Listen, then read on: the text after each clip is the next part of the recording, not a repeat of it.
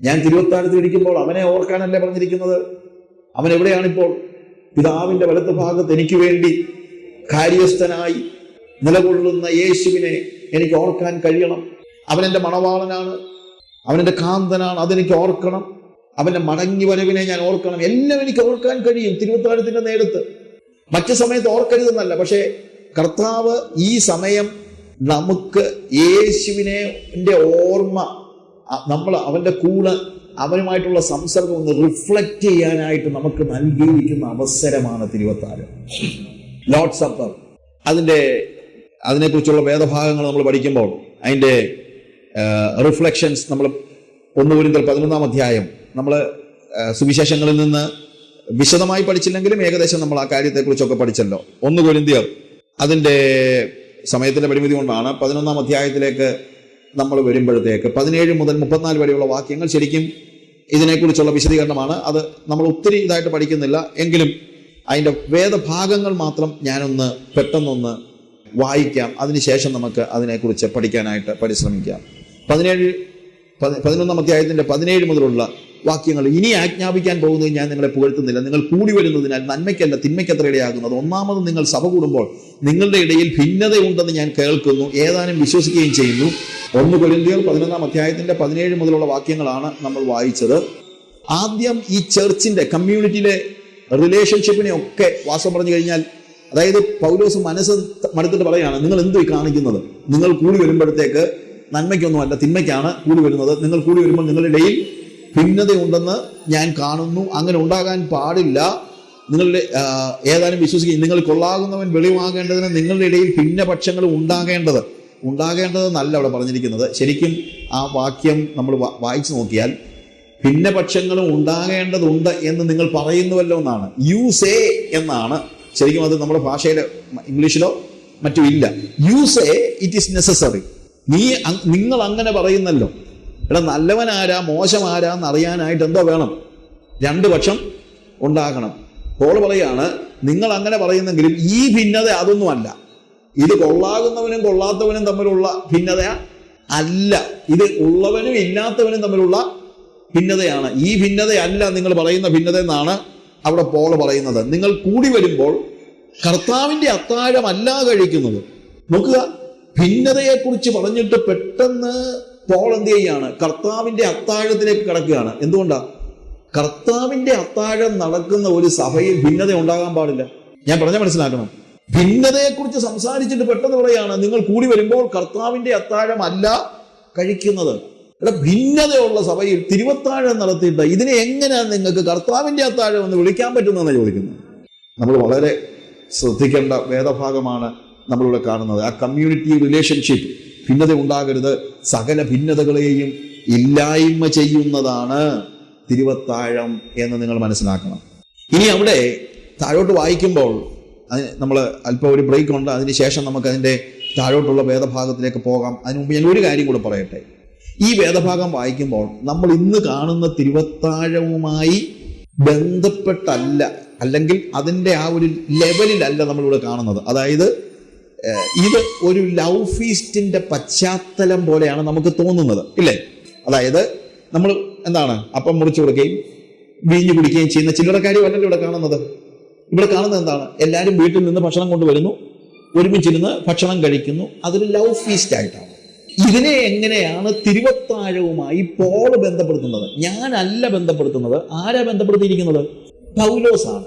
അപ്പോൾ ഈ love feast അഥവാ എല്ലാവരും ഒരുമിച്ചിരുന്ന് ഭക്ഷണം കഴിക്കുന്ന നോർമൽ ഭക്ഷണത്തിന്റെ കൂട്ടത്തിൽ ഞാൻ കർത്താവിൽ നിന്ന് പ്രാപിക്കുകയും നിങ്ങൾ കേൾപ്പിച്ചു തരികയും ചെയ്തത് എന്ന് പറഞ്ഞ് പോൾ പറയണമെങ്കിൽ ഇതിന് തീർച്ചയായും തിരുവത്താഴവുമായിട്ട് ബന്ധമുണ്ട്. ചില ആളുകൾ പറയും, അവിടെ പറയുന്നത് ലവ് ഫീസ്റ്റിനെ കുറിച്ചല്ലേ ബ്രദറെ, അപ്പം പിന്നെ നമുക്ക് ഇതിനെ എങ്ങനെയാ തിരുവത്താഴവുമായിട്ട് ബന്ധപ്പെടുത്താൻ കഴിയുന്നത്? അല്ല, അത് മനസ്സിലാക്കണമെങ്കിൽ ആ കാലഘട്ടത്തെ നമ്മളൊന്ന് ഗ്രഹിക്കണം. ആ കാലയളവിൽ ഈ ക്രിസ്ത്യാനികളെ റോമൻ ഗവൺമെന്റ് കണക്കാക്കിയിരുന്നത് യഹൂദ മതത്തിന്റെ ഒരു ഓഫ് ഷൂട്ടായിട്ടാണ്, യഹൂദ മതത്തിൽ നിന്ന് വന്ന ആളുകളായിട്ടാണ്. അപ്പൊ യഹൂദ മതത്തിന്റെ പ്രത്യേകതകൾ അല്ലെങ്കിൽ അവരുടെ അവധി ദിവസങ്ങളാണ് ശരിക്കും പറഞ്ഞു കഴിഞ്ഞാൽ ക്രിസ്ത്യാനികൾക്കും കൊടുത്തിരുന്നത്. അതുകൊണ്ട് ശനിയാഴ്ച ദിവസങ്ങളായിരുന്നു യഹൂദന്മാർക്ക് അവധി. ഞാൻ പറഞ്ഞ മനസ്സിലാക്കണം. അതുകൊണ്ട് ശനിയാഴ്ച ദിവസങ്ങളിൽ ഈ ക്രിസ്ത്യാനികൾ അവര് ഓഫ് കോഴ്സ് നമ്മളൊന്ന് ഉപവാസ പ്രാർത്ഥന എന്ന് പറയുന്നത് ശനിയാഴ്ച അവർ ചിലപ്പോൾ അവധി ആയതുകൊണ്ട് വന്ന് പ്രാർത്ഥിക്കാറുണ്ടെങ്കിലും ആ കാലഘട്ടത്തിൽ ആഴ്ചവട്ടത്തിന്റെ 1-ാം നാൾ ഇവർ ആരാധനാ ദിവസമായി തെരഞ്ഞെടുത്തു. That is on Sunday. അതുകൊണ്ടാണ് ആഴ്ചവട്ടത്തിന്റെ 1-ാം നാൾ അവർ അപ്പം നുറുക്കാൻ കൂടി വന്നു എന്ന് പറയുന്നത്. പക്ഷേ ഞായറാഴ്ച ഇവർക്ക് ജോലിക്ക് പോയാലേ പറ്റുള്ളൂ. കാരണം യഹൂദന്റെ അവധി ഞായറാഴ്ചയല്ല, യഹൂദന്റെ അവധി എന്നാണ്? ശനിയാഴ്ചയാണ്. അപ്പൊ പിന്നെ എങ്ങനെയാണ് ഞായറാഴ്ച അവർക്ക് ആരാധന കൂടാൻ കഴിയുന്നത്? അതുകൊണ്ട് അവർ കണ്ടെത്തിയതായ മാർഗം ഞായറാഴ്ച രാവിലെ ഇവരൊന്ന് ഒരുമിച്ച് കൂടും. എന്താണെന്നറിയാമോ? അപ്പം നുറുക്കാൻ. ഓക്കെ, ഞായറാഴ്ച രാവിലെ അവര് അപ്പം നുറുക്കാനായിട്ട് ഒരുമിച്ച് കൂടിയിരുന്നു തിരുവത്താഴം. അത് കഴിഞ്ഞാണ് ഇവർ ലവ് ഫീസ്റ്റ് പ്ലാൻ ചെയ്യുന്നത്. പക്ഷേ ആളുകൾക്ക് ജോലിക്ക് പോകേണ്ടത് കൊണ്ട് ഇവരെന്ത് ചെയ്യുന്നു? രാവിലെ പിന്നീട് ഭക്ഷണം കഴിക്കാനായിട്ട് അവർക്ക് സമയമില്ലല്ലോ. പക്ഷെ അത് തിരുവത്താഴത്തിനോട് ചേർന്നുള്ള ലവ് ഫീസ്റ്റാണ്. ഞാൻ പറഞ്ഞ മനസ്സിലാക്കണം. പക്ഷേ രാവിലെ ഭക്ഷണം കഴിക്കാനില്ലാഞ്ഞതുകൊണ്ട് ജോലി കഴിഞ്ഞിട്ട് ഇവരെല്ലാവരും മടങ്ങി വരുന്നു. മടങ്ങി വരുമ്പോൾ ഇവർ വീടുകളിൽ നിന്ന് ഭക്ഷണവുമായിട്ടാണ് വരുന്നത്. അതാണ് അവർ ഒരുമിച്ചിരുന്ന് ഭക്ഷിക്കുന്നത്. ഞാൻ പറഞ്ഞ മനസ്സിലാക്കണം. പക്ഷേ പോള് തിരുവത്താഴത്തിന്റെ ഒരു എക്സ്റ്റൻഷൻ എന്ന നിലയിലാണ് ഇതിനെ കാണുന്നത്. Lord's supper morning and evening, രാവിലെയും വൈകുന്നേരവുമായി നീണ്ടു കിടക്കുന്ന, അതിനിടയ്ക്ക് ഇവർക്ക് ജോലിക്ക് പോകേണ്ടി വരുന്നു എന്ന സാഹചര്യം. ഇതിനെക്കുറിച്ചൊക്കെ ഉള്ള ആർക്കിയോളജി പഠനങ്ങളൊക്കെ നടന്നിട്ടുള്ളത് കൊണ്ടാണ് ഞാൻ അതിനെക്കുറിച്ച് പറയുന്നത്. അങ്ങനെ അതായിരുന്നു അവരുടെ ആ പശ്ചാത്തലം. അങ്ങനെ അവർ വരുമ്പോൾ കാശുള്ളവനൊക്കെ വൈകുന്നേരം നേരത്തെ വീട്ടിൽ നിന്ന് ബിരിയാണി ഉണ്ടാക്കിക്കൊണ്ടെങ്കിൽ വരാം, അവന് സമയമുണ്ടല്ലോ. അല്ലെങ്കിൽ അവന് ജോലിക്കാരുള്ളത് കൊണ്ട് നല്ല ഭക്ഷണമൊക്കെ ഉണ്ടാക്കിക്കൊണ്ട് വരാം. എന്നാൽ സാധാരണക്കാരായ തൊഴിലാളികൾ വൈകുന്നേരം 6 മണി വരെ 6 മണി വരെ പണിയെടുത്തേച്ച് വേണം പോയി ഭക്ഷണം ഉണ്ടാക്കാൻ. നമ്മുടെ നാട്ടിലെ ഭാഷ പറഞ്ഞാൽ അവൻ പോയി വല്ല കപ്പയും ചേമ്പ് പുഴുങ്ങിയതും ഒക്കെ പെട്ടെന്ന് പുഴുങ്ങി അതും കൊണ്ട് വരുമ്പോഴത്തേക്ക് 6 മണിക്ക് തന്നെ കാശുള്ള അച്ചായന്മാർ ബിരിയാണി കൊണ്ടുവന്ന് അവരെല്ലാവരും കൂടെ, കാശുകാരൻ അച്ചായന്മാരെല്ലാം കൂടി ഇരുന്ന് ഇതങ്ങ് കഴിച്ചു. എന്നിട്ട് ഇവര് വന്ന് ഭക്ഷണം കഴിക്കാൻ വരുമ്പോഴത്തേക്ക് അവർ പറയും, എന്നാൽ സഹോദരന്മാരെ വന്നാട്ടെ ഭക്ഷണം കഴിക്കാം. എന്നാ പറയും, ഞങ്ങളെ ഷുഗറൊക്കെ ഉള്ളതല്ലേ, അതുകൊണ്ട് ഇച്ചിരി നേരത്തെ അങ്ങ് കഴിച്ചു. നിങ്ങൾ കഴിച്ചു. അപ്പോൾ ബിരിയാണി പാർട്ടി നേരത്തെയും ചേമ്പ് പുഴുങ്ങിയത് പിന്നീടുമായി. അപ്പൊ ഇല്ലാത്തവരെ ലജ്ജിപ്പിക്കുന്ന ഒരു സ്റ്റേജിലേക്ക് ഈ സഭയിലെ ലവ് ഫീസ്റ്റ് മാറിയ സമയത്ത് കർത്താവ് ചോദിക്കുക, രാവിലെ ഒരുമിച്ചിരുന്ന് അത്താഴം കഴിച്ചതല്ലേടാ നീ? തിരുവത്താഴത്തിന് ഈ വ്യത്യാസം നീ കാണിച്ചില്ലല്ലോ. എല്ലാവരും ഒരേ അപ്പത്തിന്റെ അംശികളായിരുന്നില്ലേ? ഇപ്പോഴെന്തുവാടാ 12 മണിക്കൂർ കഴിഞ്ഞപ്പോഴത്തേക്ക് നിന്റെ ആഹാരത്തിന് വ്യത്യാസമുണ്ടായത്? നീ ഇല്ലാത്തവരെ ലജ്ജിപ്പിക്കുന്നു, നീ ദൈവസഭയെ തുച്ഛീകരിക്കുന്നു. വഴക്ക് പറയുന്നത് ഇതിനാണ്. ഇത് മൊത്തമായിട്ട് വായിച്ചു പോകുമ്പോൾ ഇടയ്ക്ക് ഈ ഭക്ഷണത്തിന്റെ കാര്യങ്ങൾ കയറി വരുന്നുണ്ടെങ്കിലും ഇതിന്റെ അടിസ്ഥാനപരമായ കാര്യം തിരുവത്താഴമാണ്. ഞാൻ പറഞ്ഞ മനസ്സിലാക്കണം. ഇടയ്ക്ക് ഭക്ഷണത്തിന്റെ കാര്യം, അതായത് ലവ് ഫീസ്റ്റിന്റെ കാര്യം കൂടെ കയറി വരുന്നുണ്ടെങ്കിലും അടിസ്ഥാനപരമായി ഈ പാസേജ് എന്തിനെ കുറിച്ചാണ് പറയുന്നത്? തിരുവത്താഴത്തെ കുറിച്ചാണ് പറയുന്നത്. ഞാൻ പറഞ്ഞ മനസ്സിലായല്ലോ. അതുകൊണ്ട് ഈ വേദഭാഗം വായിക്കുമ്പോൾ ബ്രദറെ അതൊന്നും അത് തിരുവത്താഴത്തെ കുറിച്ചല്ല എന്ന് നിങ്ങൾ പറയരുത്. തിരുവത്താഴത്തെ കുറിച്ച് തന്നെയാണ് പറയുന്നത്. പക്ഷേ തിരുവത്താഴം നമ്മൾ ഇന്ന് കാണുന്ന രീതിയിലുള്ള തിരുവത്താഴം രാവിലെ നടന്നു, ഇടയ്ക്ക് അവർക്ക് പണിക്ക് പോകേണ്ടി വന്നു, അവർ തിരിച്ചു വന്നു, യോഗം തുടരുകയാണ്. യോഗം തുടരുമ്പോൾ നടക്കുന്ന ലവ് ഫീസ്റ്റ്, അവിടെ കാണിക്കുന്ന ഭിന്നത കാണുമ്പോൾ രാവിലെ കഴിച്ച തിരുവത്താഴത്തെ ഉദ്ധരിച്ചുകൊണ്ടാണ് ഈ വഴക്കെല്ലാം പൗലോസ് പറയുന്നത്. അപ്പൊ ഈ വേദഭാഗം തിരുവത്താഴത്തെ കുറിച്ച് തന്നെയാണ് എന്നുള്ളത് നമുക്ക് മനസ്സിലാക്കാം. ഭിന്നതയും തിരുവത്താഴവും ഒരുമിച്ച് പോകയില്ല എന്ന് നിങ്ങൾ മനസ്സിലാക്കണം. നിങ്ങൾ കൂടി വരുമ്പോൾ ഭിന്നതയുണ്ട് എന്ന് നിങ്ങൾ കാണുന്നു, ഞാൻ കാണുന്നു, ഏതാനും വിശ്വസിക്കുകയും ചെയ്യുന്നു. നിങ്ങൾക്ക് എങ്ങനെ അത് കഴിയും? എങ്ങനെയാണ് നിങ്ങൾക്കത് ചെയ്യാൻ കഴിയുന്നത്? ഭക്ഷണം കഴിക്കയിൽ ഓരോരുത്തരും താന്താന്റെ അത്താഴം മുമ്പേ കഴിക്കുന്നു. ഇങ്ങനെ ഒരുവൻ വിശന്നും മറ്റൊരുവൻ ലഹരി പിടിച്ചു വിളിക്കുന്നു. തിന്നുവാനും കുടിപ്പാനും നിങ്ങൾക്ക് വീടുകളില്ലയോ? നിങ്ങൾ ദൈവത്തിന്റെ സഭയെ തുച്ഛീകരിച്ച് ഇല്ലാത്തവരെ ലജ്ജിപ്പിക്കുന്നുവോ? നിങ്ങളോട് എന്ത് പറയേണ്ടു? ഞാൻ നിങ്ങളെ പുകഴ്ത്തുകയോ ഇതിൽ ഞാൻ നിങ്ങളെ ഒരിക്കലും പുകഴ്ത്തുന്നില്ല. പോൾ വളരെ കൃത്യമായിട്ട് വഴക്ക് പറയുകയാണ്.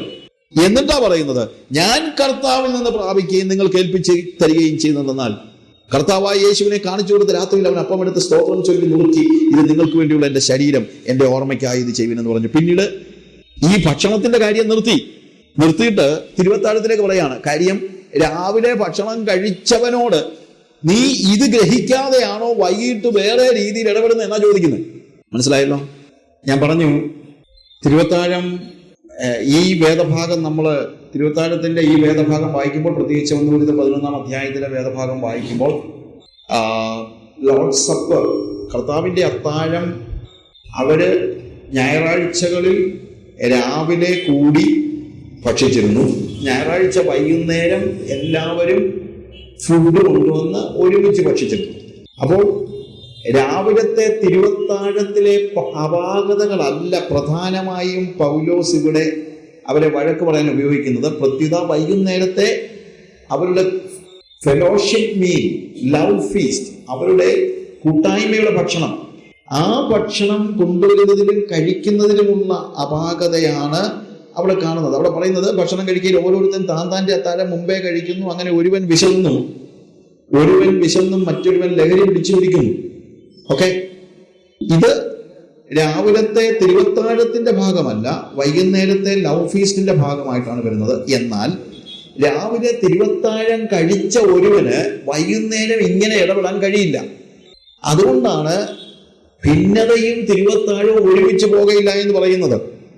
നമ്മൾ തിരുവത്താഴത്തിൽ യേശുക്രിസ്തുവിന്റെ കൂട്ടായ്മ, അല്ലെങ്കിൽ ഞാൻ അനുഭവിക്കുന്ന യേശുക്രിസ്തുവിന്റെ സ്നേഹവും സന്തോഷവും പ്രകടിപ്പിക്കുക മാത്രമല്ല, ഇത് സഭയ്ക്ക് നൽകപ്പെട്ടിരിക്കുന്നതിനാകയാൽ സഭയുമായുള്ള എൻ്റെ കൂട്ടായ്മയുടെയും കൂടെ പ്രദർശനമാണ് വാസ്തവത്തിൽ തിരുവത്താഴത്തിൽ നടക്കുന്നത്. അതുകൊണ്ടാണ് ഈ കഴിഞ്ഞ ക്ലാസ്സിലൊക്കെ ഞാൻ പറഞ്ഞത് അതാണ്. ശരീരം എന്ന് പറയുമ്പോൾ, ഒന്ന് യേശുക്രിസ്തുവിന്റെ നുറുക്കപ്പെട്ട ശരീരം, physical body of Jesus Christ. അതേസമയം പലരായ നാം ഒരു ശരീരമാകുന്നു എന്ന് പറയുമ്പോൾ അവിടെ ശരീരം സഭയാണ്. യേശുക്രിസ്തുവിന്റെ ഫിസിക്കൽ ബോഡി നുറുക്കപ്പെട്ടപ്പോൾ യേശുക്രിസ്തുവിന്റെ സ്പിരിച്വൽ ബോഡി, ആത്മിക ശരീരം നുറുക്കപ്പെടുകയല്ല, യോജിപ്പിക്കപ്പെടുകയാണ് എന്ന് നമ്മൾ കാണുന്നു. അങ്ങനെയുള്ളവർ തമ്മിലുള്ള കൂട്ടായ്മ ഒരു പ്രധാനപ്പെട്ട വിഷയമാണ്. കൊയിനോനിയ എന്നുള്ളൊരു വാക്ക് അവർ ഉപയോഗിച്ചിരുന്നു. ഷെയറിംഗ് ആണ്, ഫെലോഷിപ്പ് ആണ്. ഫെലോഷിപ്പിന് ഗ്രീക്കിൽ ഉപയോഗിക്കുന്ന വാക്കാണ് കൊയിനോനിയ എന്ന് പറയുന്നത്. കൊയിനോനിയ എന്ന വാക്കിന് പല അർത്ഥങ്ങളുണ്ടെങ്കിലും ഒരർത്ഥം കോമൺ പേഴ്സൺ എന്നാണ്. എന്ന് വെച്ച് കഴിഞ്ഞാൽ ഒരു പേഴ്സൺ, കൂട്ടായ്മയിലുള്ളവർക്കെല്ലാം ഒരു പേഴ്സാണ്. ഇന്നിതൊക്കെ പറഞ്ഞാൽ എന്നെ നിങ്ങൾ ഓടിക്കും. പക്ഷെ ഇതാണ് വേദപുസ്തകം പഠിപ്പിക്കുന്നത്. അതുകൊണ്ടാണ് ഞാൻ പറഞ്ഞത്, യോഹന്നാന്റെ സുവിശേഷം 6-ാം അധ്യായത്തിൽ നമ്മൾ കാണുന്ന യേശുവിന്റെ ശിഷ്യന്മാരായി കുറെ നാള് കൂടെ നടന്നവർ പോലും അവനെ വിട്ടുപോയെന്നാ പറയുന്നത്. അവർ പറയുന്നത് എന്താ? ഇത് കഠിന വാക്ക്. 12 ശിഷ്യന്മാരോട് കർത്താവ് ചോദിച്ചു, നിങ്ങൾക്ക് പോയിക്കൊള്ളുവാൻ മനസ്സുണ്ടോ? അവർ പറഞ്ഞു, നീ പറയുന്നത് കഠിന വാക്കാണ്, പക്ഷെ അതാണ് നിത്യജീവന്റെ മൊഴി. നിത്യജീവന്റെ മൊഴികൾ കഠിന വാക്കുകളാണ്. അത് ഞാനോ മറ്റൊരാളോ പറയുന്നൊന്നും അല്ല. ഇത് വേദപുസ്തകത്തിലെ യേശുവിന്റെ വാക്കുകളാണ്. അവരുടെ കൊയിനോനിയ 1-ാം നൂറ്റാണ്ടിൽ ഒന്നാമത്തെ അപ്പോസ്തോലിക സഭയിൽ അവരൊന്നും സ്വന്തമെന്ന് എണ്ണിയില്ല. അവരെല്ലാം മറ്റുള്ളവരുടെ ആവശ്യങ്ങളെ കുറിച്ച് കൺസേൺഡ് ആയിരുന്നു. യേശു ക്രിസ്തുവിനെ അംഗീകരിച്ചെത്തുന്ന വ്യക്തികളിൽ നിന്ന് നമ്മൾ മനസ്സിലാക്കേണ്ട അവരുടെ ഏറ്റവും വലിയ യോഗ്യത എന്ന് പറയുന്നത് അവരവർക്ക് വേണ്ടി തന്നെ ജീവിക്കുന്നില്ല എന്നുള്ളതാണ്. യേശു തനിക്ക് വേണ്ടി തന്നെ ജീവിച്ചോ? ഇല്ല. അങ്ങനെയെങ്കിൽ യേശുവിനെ അനുഗമിക്കുന്നവനും തനിക്ക് വേണ്ടി തന്നെ ജീവിക്കാൻ പറ്റില്ല. അങ്ങനെയാകുമ്പോൾ ഈ കൊയിനോനിയ കറക്റ്റായിട്ട് വരും. അങ്ങനെയാകുമ്പോൾ ഈ ഷെയറിങ് നമ്മൾ ഉദ്ദേശിക്കുന്ന പോലെ തന്നെ വരും. വേദപുസ്തകം അടിസ്ഥാനമാക്കി തന്നെ വരും.